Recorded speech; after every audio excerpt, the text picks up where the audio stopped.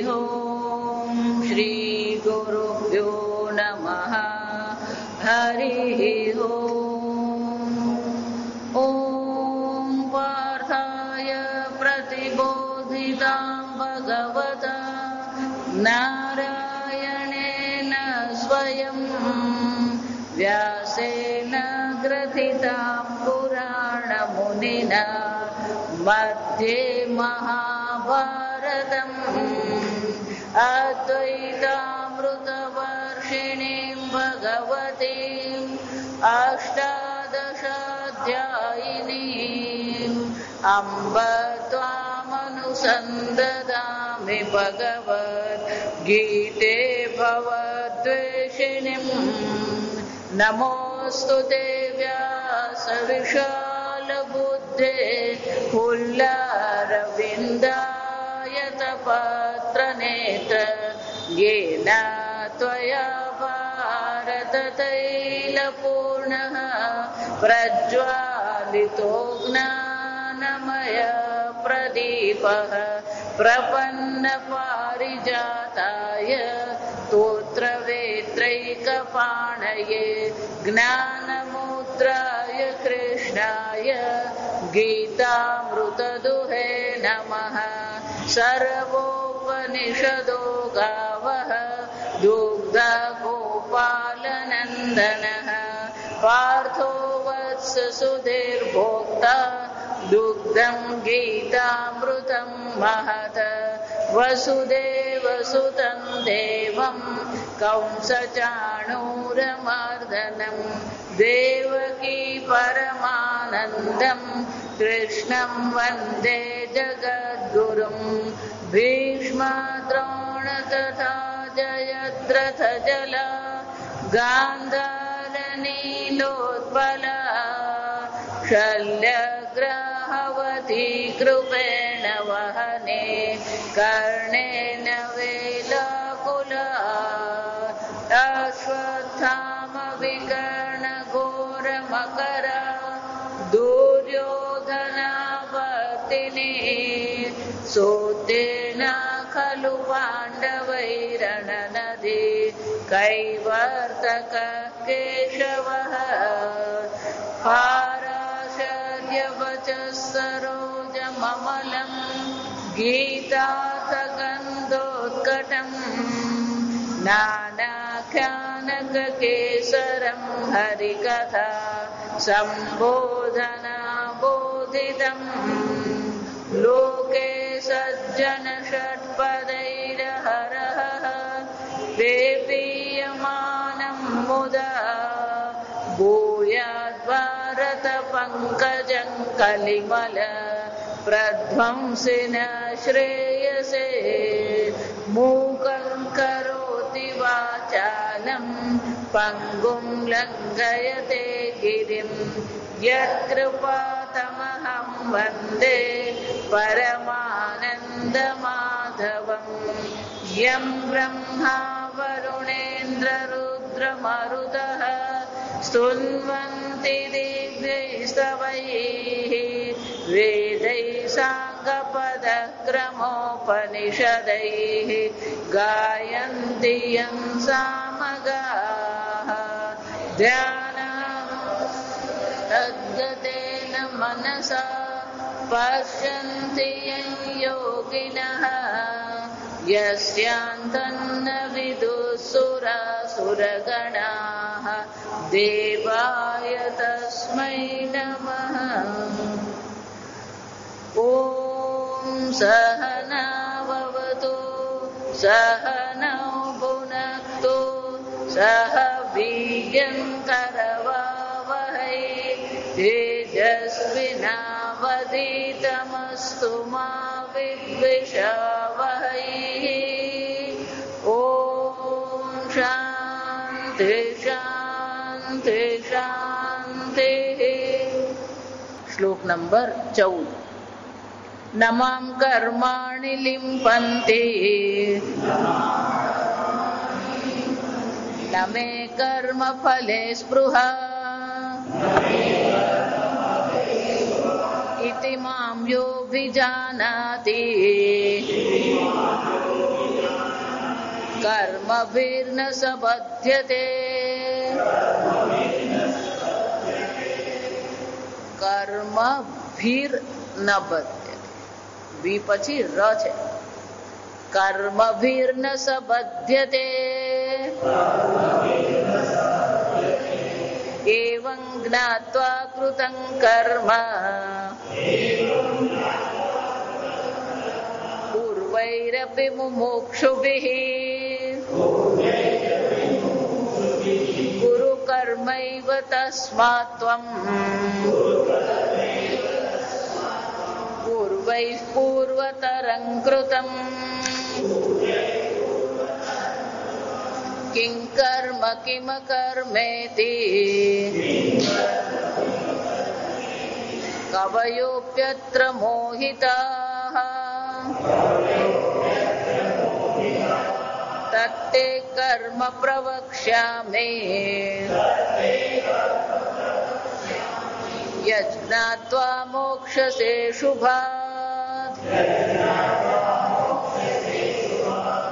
કર્મણો હ્યપી બોદ્ધવ્યમ બોદ્ધવ્યં ચ વિકર્મણઃ અકર્મણશ્ચ બોદ્ધવ્યમ ગહના કર્મણો ગતિઃ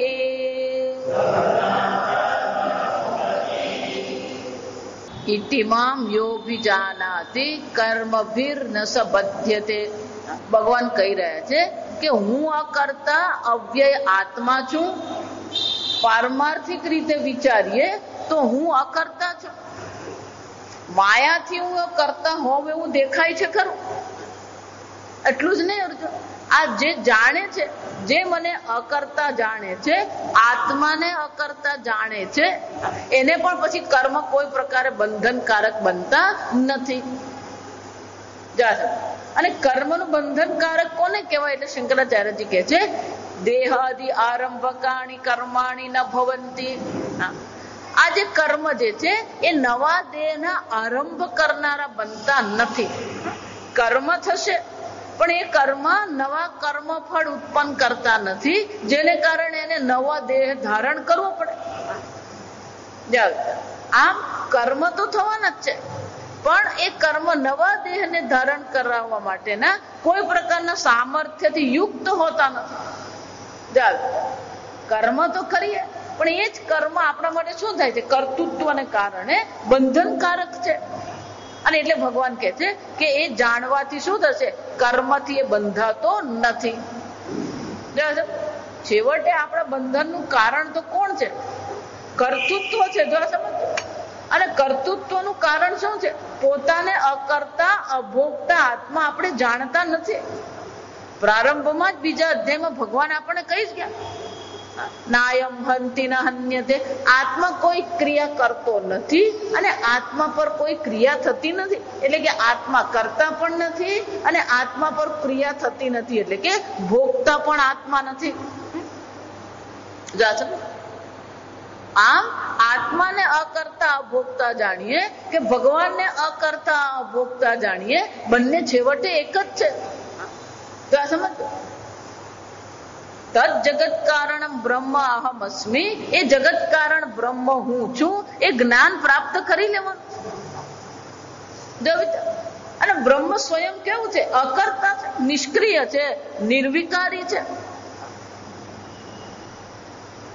ભગવાન આ તમે કહ્યું તો ખરું, શું ના હમ કરતા નમા કર્મ ફલે સ્પૃહા. કે ભગવાન તમને કોઈ કરતા એટલે કે તમને કોઈ કર્મનો કોઈ પણ પ્રકારે કરતા નથી અને કોઈ પણ કર્મ ફળની તમે સ્પૃહા રાખતા નથી. પણ એટલે શું થશે? એવમ જ્ઞાત્વા. પછીના શ્લોકમાં ભગવાન કહે છે આ પ્રકારથી જાણીને. જો આ સમજો શું થશે? કૃતમ કર્મ પૂર્વૈરપી મુમુક્ષુભિઃ. જો આ સમજો. ભગવદ ગીતાના બે જ સૂર છે. એક આત્મા અજ છે, જન્મ મૃત્યુ રહિત છે, કરતા ભોગતા નથી. સાંભળો. અને કર્મનો ભૌતિક રીતે ત્યાગ કરવાની કોઈ આવશ્યકતા નથી.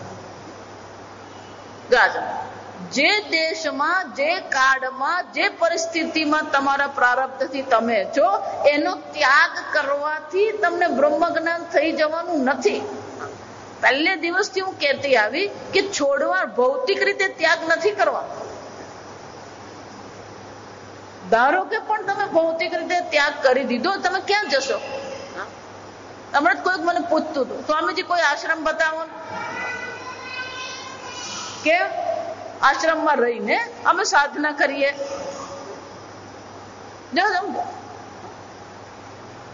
લોકો એવું માને છે કે અત્યારની પરિસ્થિતિ મારા માટે અનુકૂળ નથી અને હવે બીજી પરિસ્થિતિ બદલીને એ પરિસ્થિતિ મારા માટે અનુકૂળ બનશે. તો કોને ખબર છે? જો વિચારો, આ પરિસ્થિતિ અનુકૂળ નથી અને બીજી પરિસ્થિતિ તમારા માટે અનુકૂળ બનશે એવું શક્ય છે? દેશ, કાળ, વસ્તુ, પરિસ્થિતિ બદલીને સુખી થવું એને સંસારી કહેવાય. સંસારી કોને કહેવાય? દેશ, કાળ, વસ્તુ, વ્યક્તિ કે પરિસ્થિતિ બદલીને હું શું થાવ? હું સુખી થાવ. અને જ્ઞાની કોણ છે? જેને કોઈ પ્રકારના પરિવર્તનની આવશ્યકતા જ નથી. યોગરતો વા ભોગરતો વા સંગરતો વા સંગ વિહીન. એ ભોગમાં બેઠો છે કે યોગમાં બેઠો છે? અનેક લોકોની મધ્યમાં છે કે એકલો બેઠો છે? યસ્ય બ્રહ્મણી રમતે ચિત્તમ, જેનું ચિત્ત બ્રહ્મનું ચિંતન કરી રહ્યું છે, પછી એ કયા દેશમાં ને કયા કાળમાં છે કોઈ ફરક નથી પડતો. એનો અર્થ શું થાય? તમારું મન ક્યાં છે ને તમારું મન શાનું ચિંતન કરે છે, તમારું મન ક્યાં આસક્ત છે એ મહત્વનું છે. તમે કયા દેશ કાળમાં છે એનું કોઈ મહત્વ નથી. આ સમજ. હા, ક્યારેક આશ્રમ આપણને અનુકૂળ પરિસ્થિતિ આપી શકે ખરો, ના નથી, પણ આપણા પ્રારબ્ધમાં પણ જે લખાયું છે એ પ્રારબ્ધ કોણ બદલી શકે? જો આ વિચાર. આ ઘણી વાર આપણે રસ્તામાં જઈએ ને, હાઈવે પર, આપણી ટ્રકમાં પાછળ બધું જાત જાતનું લખ્યું હોય. જો એક ટ્રક પર બહુ સરસ લખેલું, પ્રારબ્ધથી વધારે અને સમયથી વહેલા કોઈને કઈ મળતું જ નથી. આપણે ભલે ગમે એટલે પ્રયત્ન કરીએ, પ્રારબ્ધથી પહેલા, પ્રારબ્ધથી વધારે અને સમયથી પહેલા કોઈ કઈ મળતું જ નથી. સમજ? અને એટલે ભગવાન હવે બહુ સુંદર ચર્ચા કરે છે કે મહત્વનું એ શું છે? એવમ જ્ઞાત્વા. મહત્વનું શું છે? આત્માને અકર્તા અભોગતા જાણીએ એ મહત્વનું છે. બ્રહ્મ જ્ઞાન મહત્વનું છે. પોતાને જન્મ મૃત્યુ રહિત જાણવું, પોતાને પૂર્ણ આત્મા જાણવું એ મહત્વનું છે. કયા દેશમાં ને કયા કાળમાં છે એટલું મહત્વનું નથી. અને એટલે ભગવાન શું કે છે? એવમ જ્ઞાત્વા. છેવટે અર્જુન, મહત્વની કઈ વસ્તુ છે? આ જ્ઞાન મહત્વનું છે.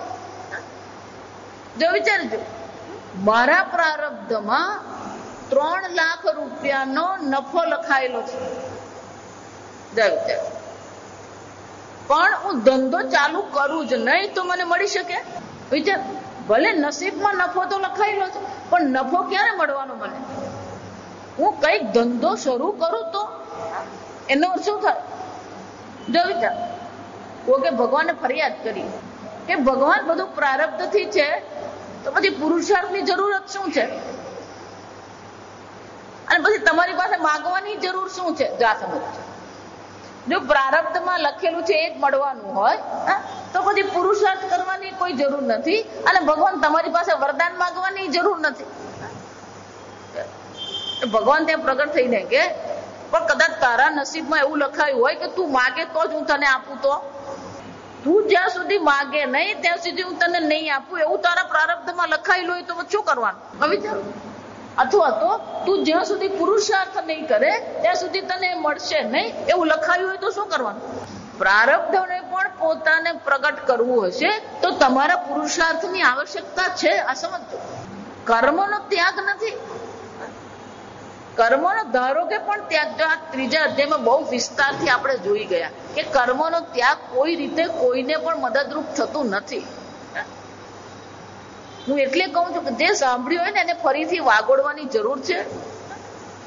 કે જેમ આગળ જઈશું ને પાછળના રેફરન્સીસ જે સંદર્ભ છે એ આપણા માટે જરૂરી છે. એવમ જ્ઞાત્વા ભગવાન શું કે છે? આ પ્રકારથી અકર્તા અભોક્તા આત્માને જે જાણે છે, પણ જાણી લીધું એટલે એને શું કર્યું? બાબા બની ગયો, આશ્રમમાં બેસી ગયો. ભગવાન શું કે છે? પૂર્વૈહિ અપી મુમુક્ષુભિ કર્મ કૃતમ. જાણ્યા પછી પણ પૂર્વૈહિ પહેલાના મુમુક્ષુઓ દ્વારા શું કરવામાં આવે છે? કૃતમ કર્મ. કર્મ તો કરવામાં આવે જ છે. જો સમજો, જ્ઞાન થયા પછી પણ એ લોકોએ શું કર્યું છે? કૃતમ કર્મ. કર્મ કરે જ છે. જો સમજો, આ સમજો, કર્મનો ત્યાગ આપણને કોઈ રીતે ઉપયોગી નથી, પણ કયું કર્મ કરો છો એ એટલું જ મહત્વનું છે. જો સમજો, કર્મનો ત્યાગ મહત્વનો નથી, પણ તો પછી કયું કર્મ કરો છો એ તો મહત્વનું છે જ. આખો દિવસ બેસીને ટીવી જોયા કરે, ગપ્પા માર્યા કરે, પેલા ઓટલા પર બેસીને કોણ જોયું કોણ આવ્યું, જો આવી. તમે જો તમારો વખત બગાડી રહ્યા છો તો પછી કોઈને તમારા દુઃખ માટે કારણ તમે ઠેરવી શકો એમ છે જ નહીં. ભગવાને તમને આ તક આપી છે, ભગવાને મનુષ્ય જીવન આપ્યું છે, ભગવાને તમને સમય આપ્યો છે, તો એ સમયનો ઉપયોગ શામાં કરીએ આપણે?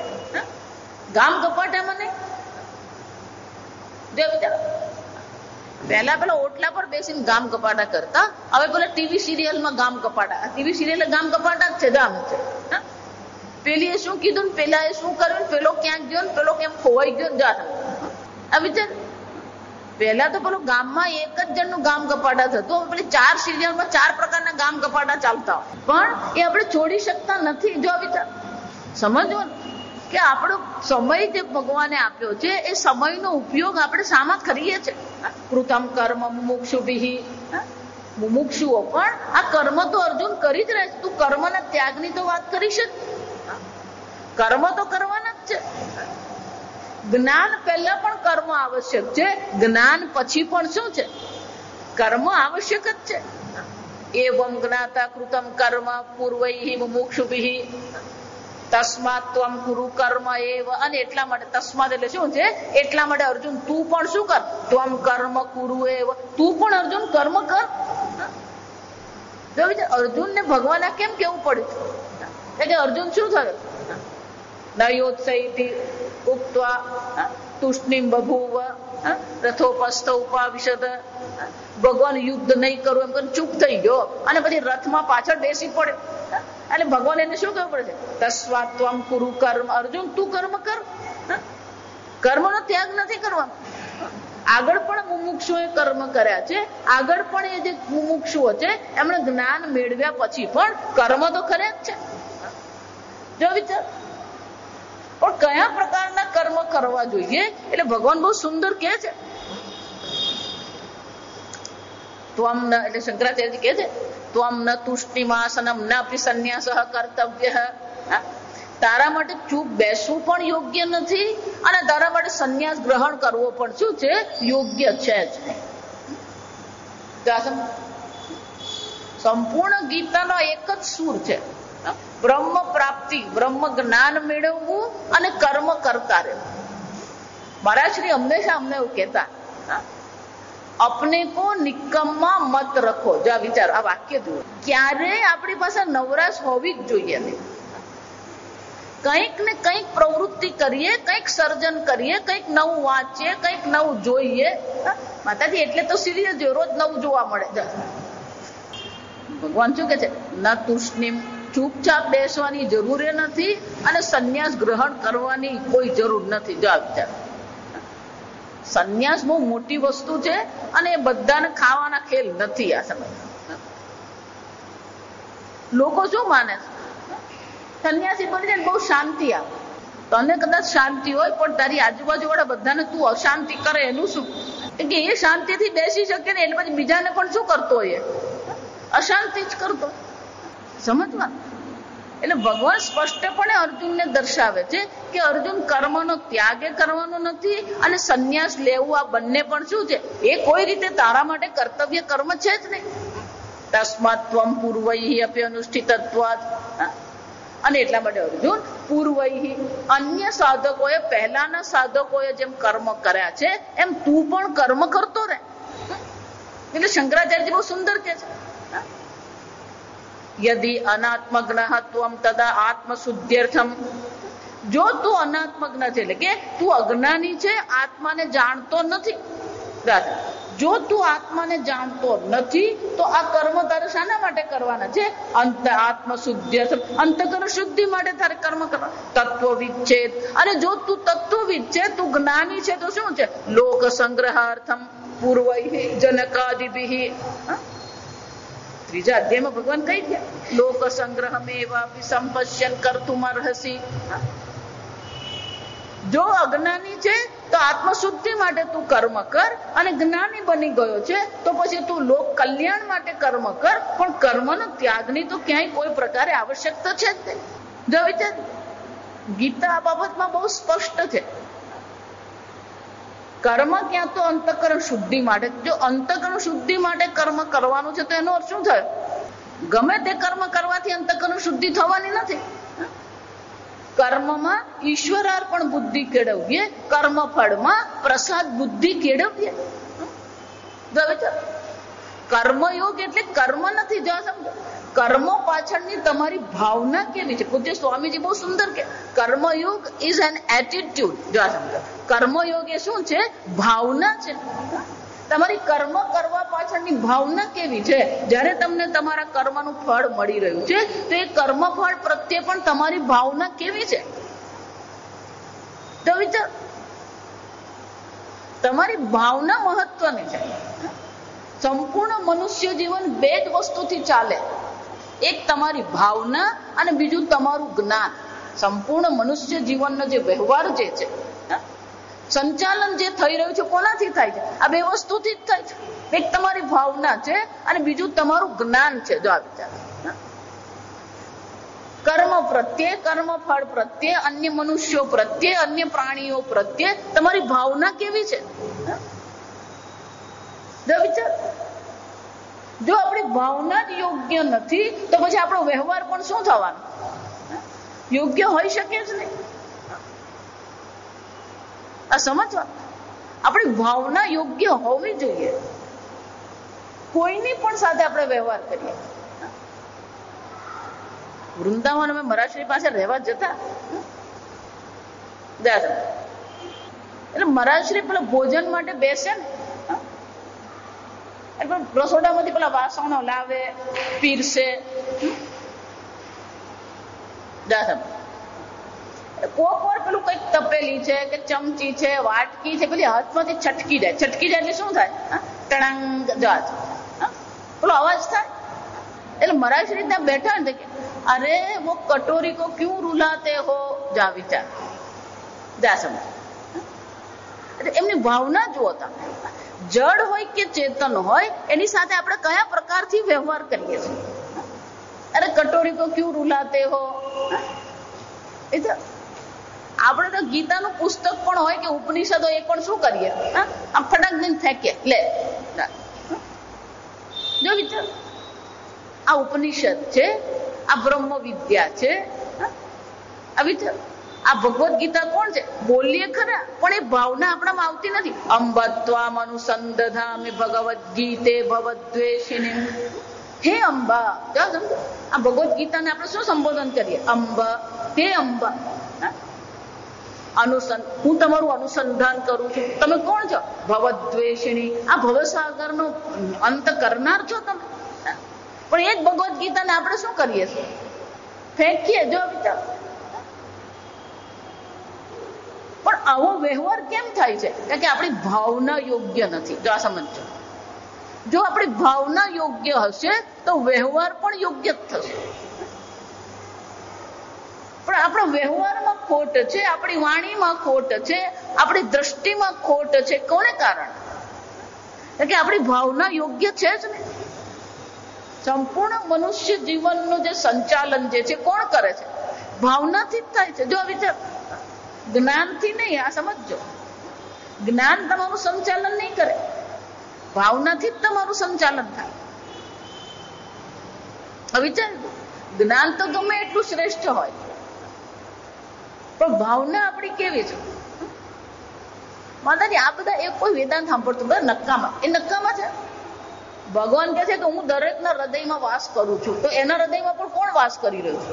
ભગવાન જ છે. તો આપણી ભાવના કે આપણી દ્રષ્ટિ કેવી હોવી જોઈએ? બીજાને નીચા પાડવું કે નીચા બતાવવું કે બીજાને હળદૂત કરવું, એ શું બતાવે છે? આપણી ભાવના યોગ્ય નથી. જો આ સમજો, એકનાથ કેદારનાથ થી પેલું પાણી લઈને જતા હતા, રસ્તામાં પેલો ગધેડો શું થયો?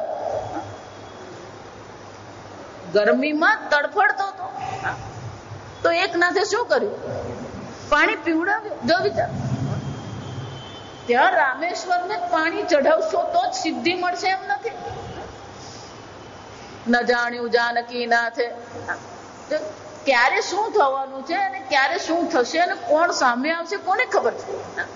મહારાજશ્રીના પણ ગુરુજી ઉડિયા બાબા હતા. ગાસા ઉડિયા બાબા પાસે એક સાધક જઈને પૂછે છે, महाराज जी इतने सालों से साधना कर रहा हूँ, तपस्या करता हूँ, जप करता हूँ, शास्त्र अध्ययन करता हूँ, परमात्मा के दर्शन नहीं होते हैं. परमात्मा के दर्शन कैसे होंगे? બહુ ગંભીરતાથી વાત કરતો હતો, મજાક નતો કરતો. વર્ષોની સાધના કરી હોય, જપ તપ કર્યા હોય અને પરમાત્માના દર્શન નહીં થાય તો હૃદયમાં એક પ્રકારથી શું છે? ઉત્કંઠા છે. જો ત્યારે ઓડિયા બાબાએ બહુ સુંદર ઉત્તર આપ્યો. अभी यहाँ तेरे सामने जो है वो परमात्मा ही है. जब विचार, अभी यहाँ तेरे सामने है वो कौन है? परमात्मा. કેમ? અખિલ બ્રહ્માંડમાં એક ભજન ગાઈએ, જો આ સમજો, પણ સામે પેલું કૂતરું આવે તો કૂતરું ને એવો તુચકારીએ ને, કૂતરું બીજી વાર તમારા ઘરમાં નહીં આવે. જા, પવન તું, પાણી તું, ભૂમિ તું, ભૂધરા, વૃક્ષ થઈ ફૂલી રહ્યો આકાશે. અહીંયા અને અત્યારે તમારી સામે છે એ કોણ છે? પરમાત્મા છે. અને જો એ પરમાત્મા છે તો તમારી ભાવના પણ કેવી હોવી જોઈએ? એનો વ્યવહાર કેવો હોવો જોઈએ? જળ ચેતન ચર અચર સર્વ વસ્તુ જે છે બધું શું છે? ઈશાવાસ્ય ઇદગુમ સર્વમ.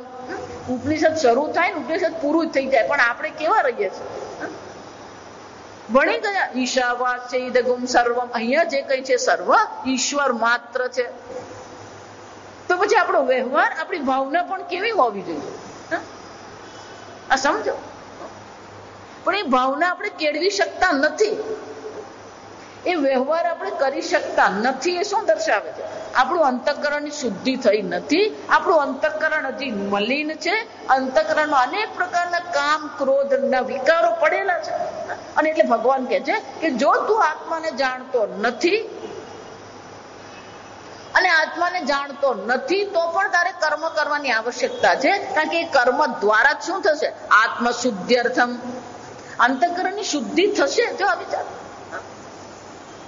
અંતઃકરણ જો આપણું શુદ્ધ નથી, અંતઃકરણમાં જ અનેક પ્રકારની મલિનતા પડેલી છે, તો પછી આત્મજ્ઞાન તો કોઈ શક્ય છે જ નહીં. એક ભાઈ મને 2 વર્ષ પર કે માતાજી તમે આશ્રમ શરૂ કરો ને હું બધું સંભાળી લઈશ. જો આશ્રમ, લોકો કેવા કેવા પ્રકારના વિચારો કરે. માતાજી આ બધાથી હું કંટાળી ગયો, કામ કરો તમે આશ્રમ શરૂ કરો અને હું બધું સંભાળી આપીશ. તમે તારું ઘર તો સંભાળાતું નથી, તું ઘર સંભાળી શકતો નથી તો તું આશ્રમ કદ સંભાળવાનો? વિચારી જો, જે દેશ, જે કાળ, જે પરિસ્થિતિ ભગવાને આપી છે એમાં તો તમે સુખેથી રહી શકતા નથી, એને તો તમે સંભાળી શકતા નથી, તો બદલીને તમે સુખી થઈ જશો. આ સમજો. અને એટલે શંકરાચાર્યજી બહુ સુંદર કહે છે કે જો આત્મજ્ઞાન નથી થયું તો આત્મજ્ઞાન આટલું શ્રવણ કર્યા પછી પણ જો આત્મજ્ઞાન થતું નથી તો એનો અર્થ શું થયો? પ્રતિબંધક બહાર નથી, વિઘ્ન બહાર નથી, પણ વિઘ્ન ક્યાં છે? આત્મશુદ્ધ્યર્થમ. પ્રતિબંધક આપણી અંદર પડેલા છે. આ સમજો, પ્રતિબંધક અંદર પડેલા છે તો એ પ્રતિબંધકની નિવૃત્તિ કરવા માટે પણ શું કરવું પડશે? કર્મ તો કરવા જ પડશે. અને એ કર્મ ક્યારે આપણી અંતઃકરણ શુદ્ધિ કરશે? ત્યારે એ કર્મ પ્રત્યેની આપણી ભાવના બદલાશે, કર્મમાં ઈશ્વર અર્પણ બુદ્ધિ થશે. ભગવાને મને આ પરિસ્થિતિ આપી છે, ભગવાન આ પરિસ્થિતિમાં મારી પાસે આ પ્રકારના કર્મની અપેક્ષા રાખે છે, તો ઈશ્વર અર્પણ બુદ્ધિથી આપણે શું કરીએ? કર્મ કરીએ. એમાં કોઈ અહંકાર કરવાની જરૂર નથી. ભગવાને તક આપી છે, ભગવાનની સેવા કરે. આ ભગવાનની સેવા સ્વરૂપે આપણે કર્મ કરીએ. નમે કર્મ ફલેશ્વર, કોઈ કર્મફળની સ્પૃહા નહીં, નિષ્કામ ભાવથી આપણે કર્મ કરીએ.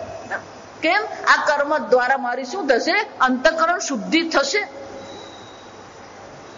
છેવટે કર્મફળ આપનાર તો કોણ છે? પરમાત્મા છે. કર્મફળ દાતા જો ઈશ્વર છે, તો કર્મફળ દાતા ક્યારેય કોઈ પ્રકારની મુશ્કેલી ઊભી કરનાર નથી, કોઈ પ્રકારે પક્ષપાત કરનાર ભગવાન નથી. આ સમજ. ભાવના બદલાઈ જાય ને તો બ્રહ્મ જ્ઞાન માટે દરેક પરિસ્થિતિ અનુકૂળ છે.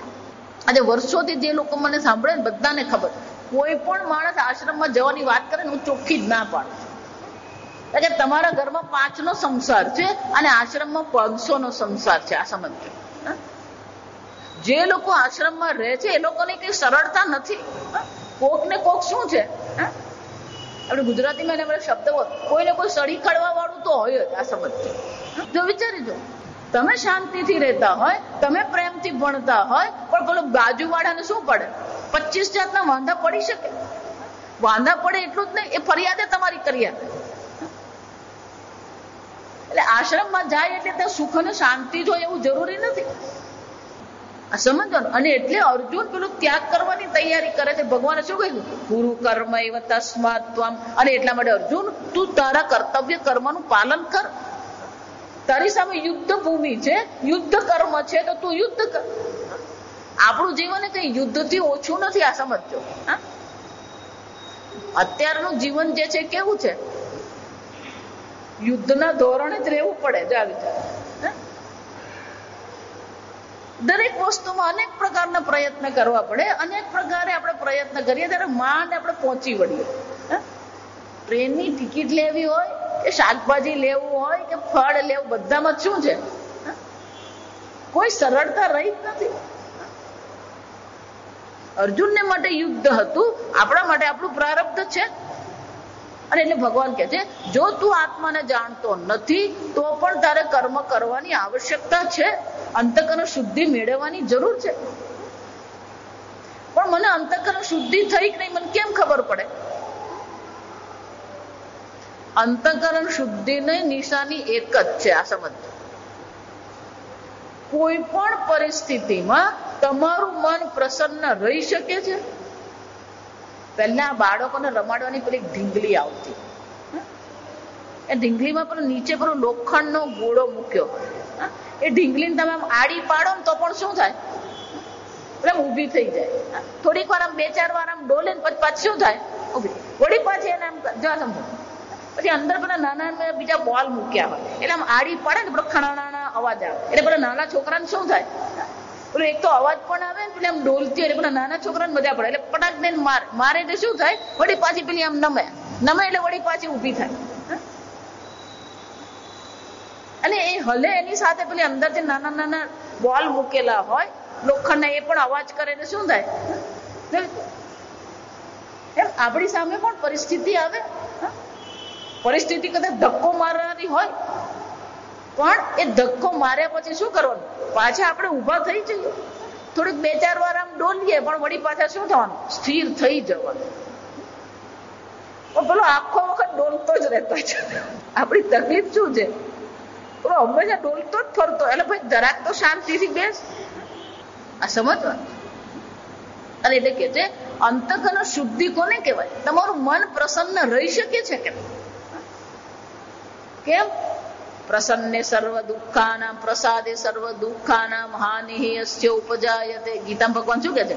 જેનું મન પ્રસન્ન છે એને પછી કોઈ પ્રકારનું દુઃખ બહાર રહેતું જ નથી. જો આ વિચાર, આ વિચાર. પણ માતાજી અમારું તો દુઃખ જતું જ નથી. એનો અર્થ શું થયો?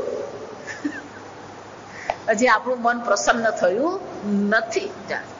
મન આપણું પ્રસન્ન રહ્યું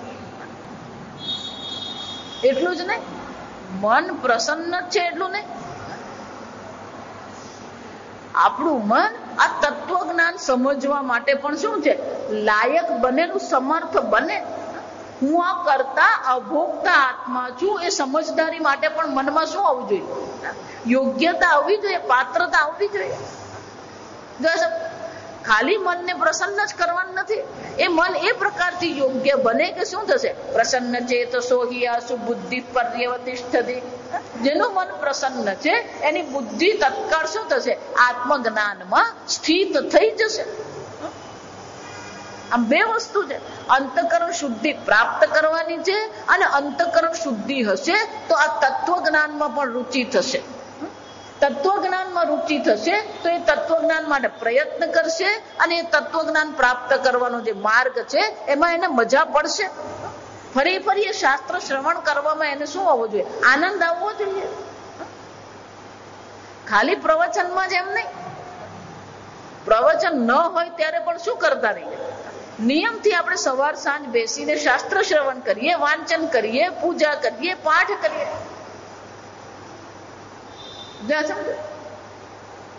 અંતકરણ શુદ્ધિને બે જ વસ્તુ, એક તો આપણું મન પ્રસન્ન છે અને તત્વ જ્ઞાનમાં રુચિ થવી.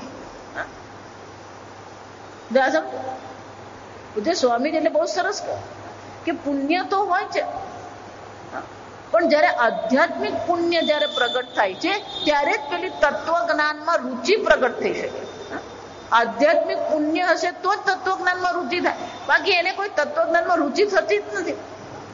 અને એટલે ભગવાન કહે છે કે આ બધી વસ્તુ ક્યારે શક્ય બનશે, કર્મ દ્વારા જ થશે. કર્મ પાછળની આપણી ભાવના યોગ્ય હશે તો આ બધી વસ્તુ શક્ય બને. અને એકવાર એ કર્મ કરતા કરતા અંતઃકરણ શુદ્ધિ થઈ, મન પ્રસન્ન થયું, તત્વની જિજ્ઞાસા થઈ, શાસ્ત્ર શ્રવણ કર્યું અને તત્વ જ્ઞાન થઈ ગયું તો પછી શું છે, તત્વ વિચ્છેદ. જો તને તત્વ જ્ઞાન થઈ ગયું છે તો પછી શું છે, લોક સંગ્રહાર્થમ પૂર્વૈ જનકાદિભિ પૂર્વતરમ કૃતમ કર્મ. પહેલા જનકાદિ જે છે અનેક પ્રકારના જ્ઞાનીઓ થઈ ગયા, એ તત્વ જ્ઞાનીઓ પણ શું કરતા હતા, કર્મ કરતા હતા. જનક રાજાએ પણ કર્મ કરી જ રહ્યા હતા. પણ કે સ્વામીજી આ કર્મ કરતા કરતા મારું તત્વજ્ઞાન ઉડી ગયું તો આપણને તકલીફ પાછી આવે. જનક રાજા દરબારમાં બેઠા હતા, રાજસભામાં બેઠા હતા.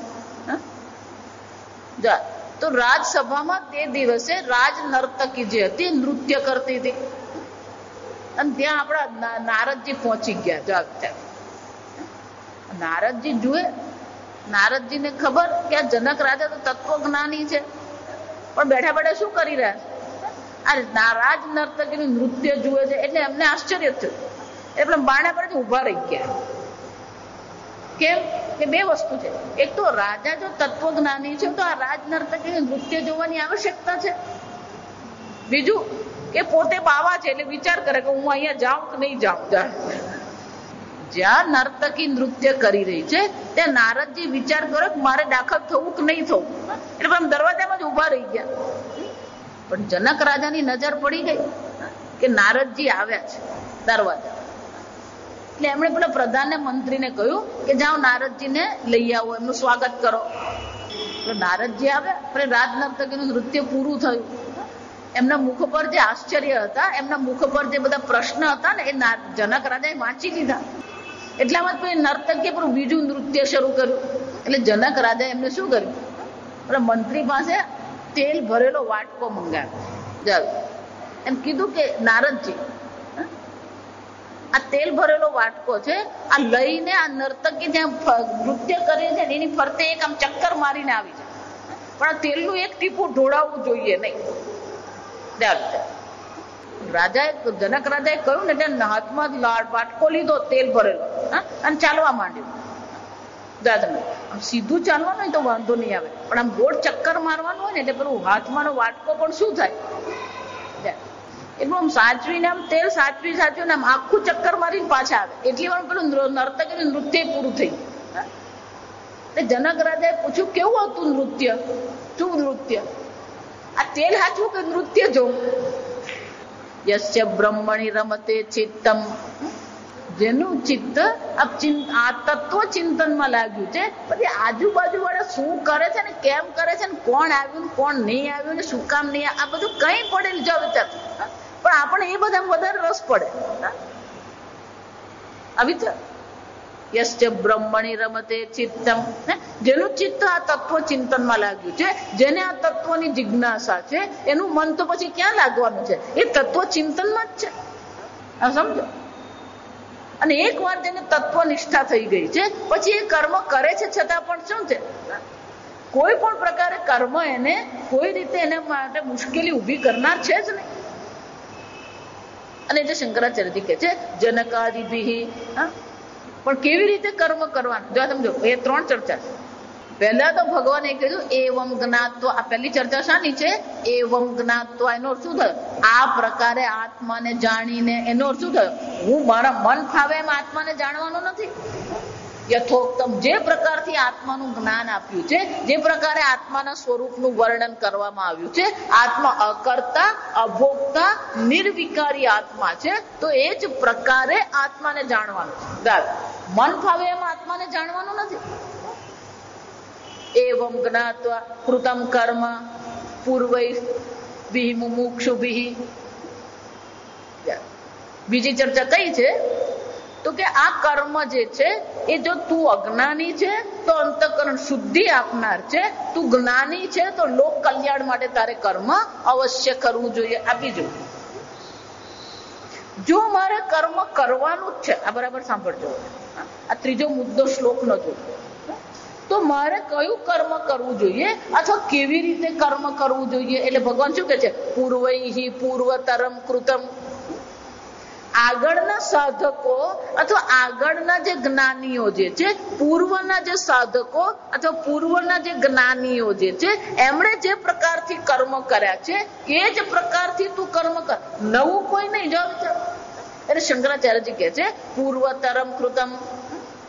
પહેલા જે પૂર્વજો દ્વારા જે કર્મ કરવામાં આવ્યા છે એ જ પ્રકારે તું કર્મ કર. ન અધુનાતનમ કૃતમ. અધુનાતનમ એટલે કે આધુનિક કાળથી. જા સમજો, આધુનિક એમ કહીએ ને, જા સમજો, ભૂત, જા સમજો, પંચમહાભૂત આપણે એમ કહીએ, ભૂત. અને પંચમહાભૂતમાંથી જે ઉત્પન્ન થયું હોય એને ભૌતિક કહેવાય. ભૂત અને શું કહેવાય? ભૌતિક. ઋષિઓ, અને ઋષિઓની વિદ્યાને શું કહેવામાં આવે? આર્ષ વિદ્યા. એ જ રીતે અધુનાનો અર્થ શું થાય? અત્યારે. અધુના એટલે શું છે? આ દેશમાં, આ કાળમાં. એને શું કહેવાય? અધુના.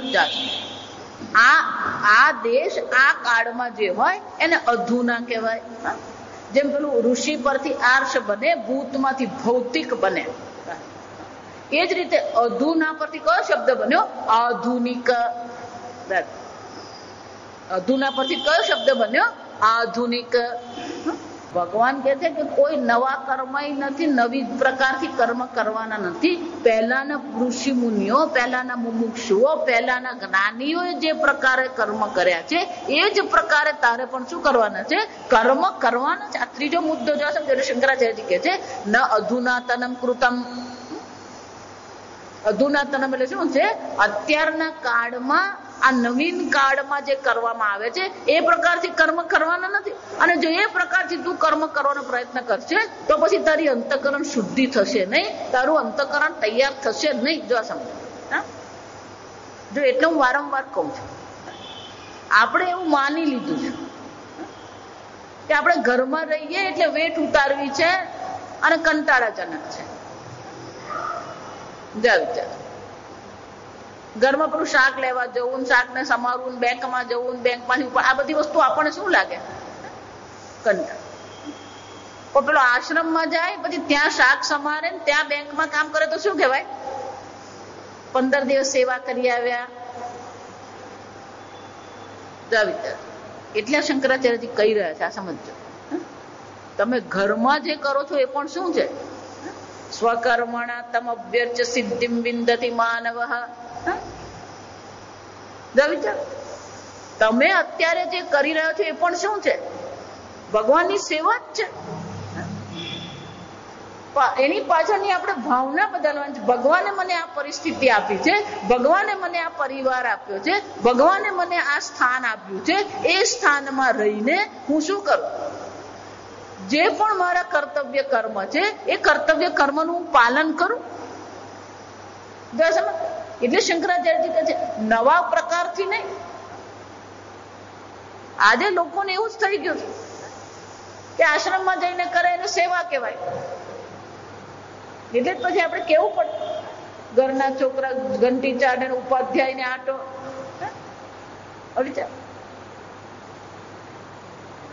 તમારા ઘરમાં પણ તમારે કર્મની પાછળની તમારે ભાવના શું કરવાની છે? બદલી નાખવાની. એટલા માટે આગળ મેં કહ્યું બે વસ્તુની જરૂર છે, ભાવનાની જરૂર છે અને જ્ઞાન એટલે કે સમજની પણ જરૂર છે. તમારા વ્યવહાર પાછળ તમારા કર્તવ્ય કર્મનું જે અનુષ્ઠાન તમે કરો છો એની પાછળની તમારી ભાવના બદલવાની જરૂર છે. જ્યાં સુધી એ ભાવના નહીં બદલાશે ત્યાં સુધી તમારે પરિવારમાં પ્રત્યે તમારી જે ભાવના છે એ પણ શું થવાની? નહીં બદલાય. જો વિચારો આજે લોકોના મગજમાં એવું જ ઘૂસી ગયું છે કે બહાર જઈને રહીએ ને તો જે સેવા કરેલી કહેવાય, એને જ કર્મયોગ કહેવાય. તો ઘરમાં કરે એ શું છે? કર્મયોગ નથી. ઘરમાં જે કર્તવ્ય કર્મનું પાલન કરીએ છીએ એ પણ શું છે? કર્મયોગ જ છે. ફક્ત એની પાછળની ભાવના આપણે બદલવાની છે. ભગવાને મને આ પરિસ્થિતિ આપી છે, આ પરિસ્થિતિમાં શ્રેષ્ઠપણે હું કઈ રીતે કર્મ કરું.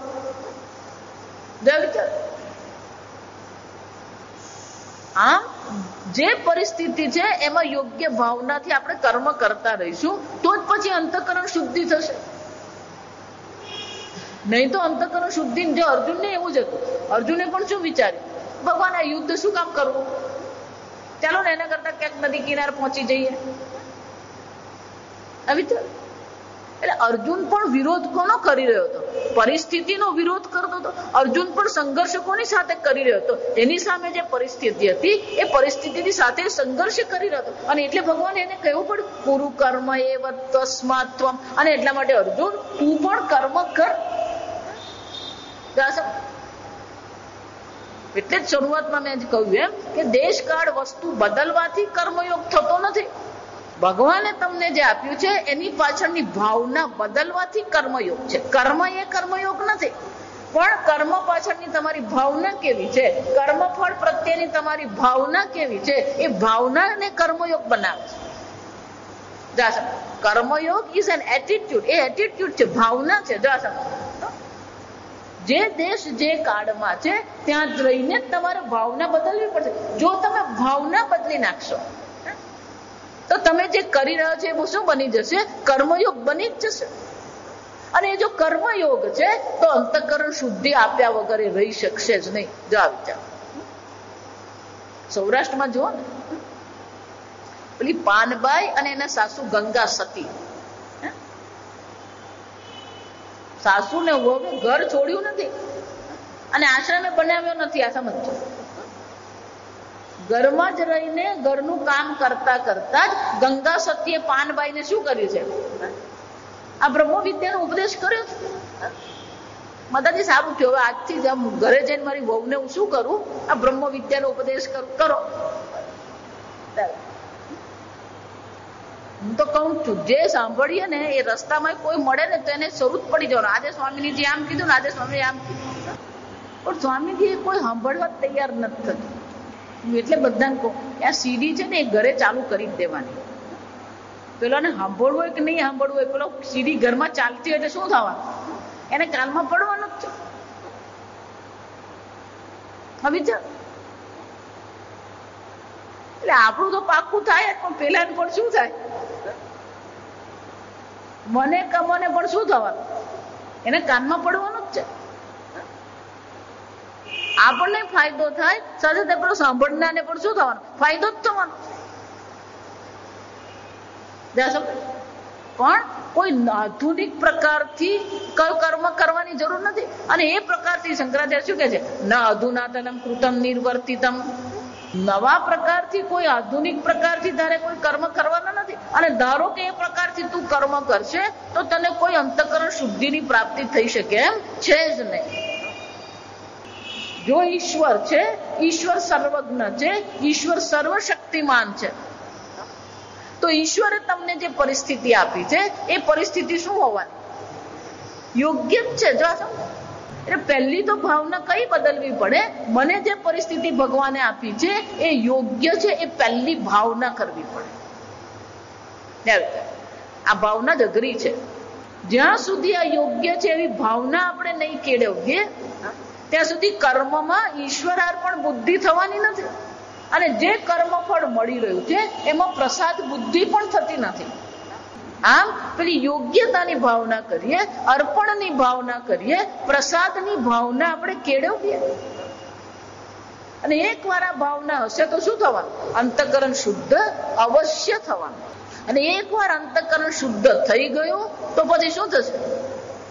જ્ઞાન થતા વાર લાગતી નથી. જો આ વારંવાર હું ચર્ચા કરું કે ચર્ચા જે થઈ રહી છે તમારી જ થઈ રહી છે. તમને જ કહેવામાં આવી રહ્યું છે કે તમારો જન્મ થયો નથી અને તમારું મૃત્યુ થતું નથી. આ કોને કહેવામાં આવી રહ્યું? તમને જ કહેવામાં આવ્યું. તમે જન્મ મૃત્યુ રહી છો, તમે નિર્વિકારી છો.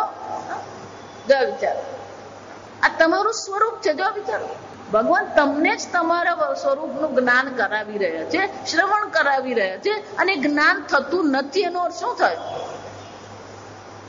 પ્રતિબંધક ક્યાં છે? આપણા અંતઃકરણમાં. અને એકવાર જો અંતઃકરણ શુદ્ધ થઈ ગયું તો શું? આ 5મા અધ્યાયમાં આવશે. યોગ યુક્ત મુનિર બ્રહ્મ અચિરેણાધિગચ્છતિ. જે યોગ યુક્ત છે, કર્મયોગ થી યુક્ત જેની બુદ્ધિ છે, જેનું અંતઃકરણ શુદ્ધ થઈ ગયું છે, એને માટે શું છે? અચિરેણા બ્રહ્મ અધિગચ્છતિ. અચિરેણ, ચિરેણ એટલે કે લાંબા કાળ. અચિરેણ નો શું થાય? તત્કાળ જ એને બ્રહ્મ જ્ઞાનની પ્રાપ્તિ છે. જે વાર છે ને એ બ્રહ્મ જ્ઞાનમાં નથી. જે વાર છે શામાં છે? અંતઃકરણ શુદ્ધિમાં છે. અને અંતઃકરણ શુદ્ધિ ભાવના વગર નહીં થાય. આ સમજ. એટલા માટે જીવનમાં 2 જ વસ્તુ છે, એક ભાવના છે અને બીજું જ્ઞાન છે. પણ ખરેખર જે આપણો વ્યવહાર છે એ તો કોનાથી થાય છે? જ્ઞાનથી કોઈ વ્યવહાર નહીં થાય. આ સમજો. અને જ્ઞાન વ્યવહારમાં કામે નહીં લાગે, ભાવના આપણી કામ. એક પણ ભૌતિક શાસ્ત્રનો વૈજ્ઞાનિક, પણ ભૌતિક શાસ્ત્રનો વૈજ્ઞાનિક છે એટલે આ જગતમાં એને બધું શું દેખાય? અણુ અને પરમાણુ જ દેખાય. ભૌતિક શાસ્ત્રમાં શું શીખવવામાં આવે? અહીંયા જે કઈ છે બધું શું છે? અણુ અને પરમાણુ જ છે. પછી એને પેલો વિવાદ થવાના. વિવાદ થાય એટલે પેલી વીંટી પહેરાવાની. પછી કે બધું જ અણુ ને પરમાણુ છે, પછી લોખંડની વીંટી પહેરાવી કે સોનાની પહેરાવી, સરખું જ છે. સરખું જ છે. ધારો કે લોખંડની વીંટી પહેરાવે, પેલી કહી દે થેન્ક યુ, અત્યારથી ખબર પડી ગઈ. સોનાની વીંટી એટલે તમારી ભાવના પ્રગટ કરે. છેવટે આપણે જયારે વીંટી પહેરાવીએ કે લગ્ન કરીએ કે આ બધી વસ્તુ શું છે?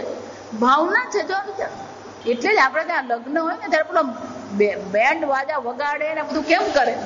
પેલી ભાવના પેલામાં કેળવો કે અચાનક બીજે દિવસ સવારે શું થઈ જાય? 2 જણા પેલા પતિ પત્ની બની જાય. જો વિચાર, સવારે ઉઠી ત્યારે શું ખબર પડે?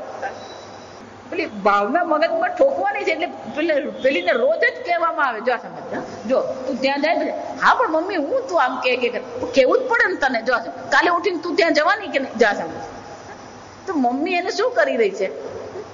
પેલી એની ભાવના કેળવવાનો પ્રયત્ન કરે કે કાલે ઉઠીને તું હવે બીજા ઘરની વહુ બનવાની છે, તું કોઈની પત્ની બનવાની છે, કોઈની દેરાણી બનવાની છે, કોઈની ભાભી બનવાની. તો તારી ભાવના પણ શું થવી જોઈએ? એ પ્રકારે બનવી જોઈએ.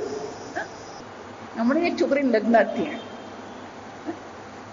લગ્ન થાય એ જે કુટુંબમાં એના લગ્ન થાય ને, એ કુટુંબ બહુ મોટું કુટુંબ હોય ને. પછી કોણ દેરાણી, કોણ જેઠાણી, કોણ નણંદ, કોણ કાકી સાસુ, કોણ મામી સાસુ, આ બધાને પેલો ઓળખવાના હોય. આપણે બિચારી ખબર પડે નહીં પણ કોણ મામી કોણ કાકી. જો વિચાર, ભણી ગણીને ભણ્યા હોય પણ પછી પરણાવી દે એટલે પેલું બીજું કઈ ખબર હોય ને. એટલે પછી પેલી સાસરે ગઈ પછી પાછી આવી. પછી આવીને મેં પૂછ્યું કેમ છે? કે મને તો લાગતું જ નથી મારા લગ્ન થયા. કેમ તું આવું બોલે? કે હજી કઈ મને સમજાતું જ નથી. પેલું કોણ મામી કોણ કાકી ને હું કેવું ને હું નહીં કેવું જાશે વચ્ચે. હજી પેલું મગજમાં શું છે? પેલું ગોઠવાયું નથી. પણ જ્યાં સુધી એ મગજમાં યોગ્ય રીતે ગોઠવાશે નહીં ત્યાં સુધી પેલી ભાવનાઓ પણ આવવાની. ભાવના આપણે કેળવવી પડે. અને ભાવના પણ એમ નહીં માનતા એક દિવસમાં આવી જાય. આ સમજો, કોઈ વસ્તુ એક દિવસમાં આવતી નથી. અને એટલે ભગવાને એ બહુ સુંદર કહી રહ્યા છે કે આ પ્રકારથી તમે ભાવના કેળવશો તો અંતઃકરણ શુદ્ધિ થશે. અને એકવાર અંતઃકરણ શુદ્ધિ થઈ ગઈ તો બ્રહ્મ વિદ્યામાં કોઈ વાર લાગતી નથી. આગળ આપણે આવતીકાલે. ઓમ સ્વસ્તિ પ્રજાભ્ય પરિપાલયન્તામ ન્યાયેન માર્ગેણ મહિં મહિષાઃ ગોબ્રાહ્મણેભ્ય શુભમસ્તુ નિત્યં લોકા સમસ્તા સુખિનો ભવન્તુ કાલે વર્ષતુ પર્જન્યઃ પૃથ્વી સસ્યશાલિની દેશોऽયં ક્ષોભરહિતઃ બ્રાહ્મણા સन्तુ નિર્ભયાઃ. ઓમ સર્વેષાં સ્વસ્તિર્ભવતુ સર્વેષાં શાન્તિર્ભવતુ સર્વેષાં પૂર્ણં ભવતુ સર્વેષાં મંગલં ભવતુ સર્વે ભવन्तુ સુખિનઃ સર્વે સन्तુ નિરામયાઃ સર્વે ભદ્રાણિ પશ્યन्तુ મા કશ્ચિદ દુઃખભાગ ભવેત. અસતો મા સદ્ગમય તમસો મા જ્યોતિર્ગમય મૃત્યોર્મા અમૃતંગમય. ઓમ પૂર્ણમદ પૂર્ણમિદં પૂર્ણાત પૂર્ણમુદચ્યતે પૂર્ણસ્ય પૂર્ણમાદાય પૂર્ણમેવાવશિષ્યતે. ઓમ શાંતિ શાંતિ શાંતિ. હરિ ઓમ શ્રી ગુરુભ્યો નમઃ. હરિ ઓમ.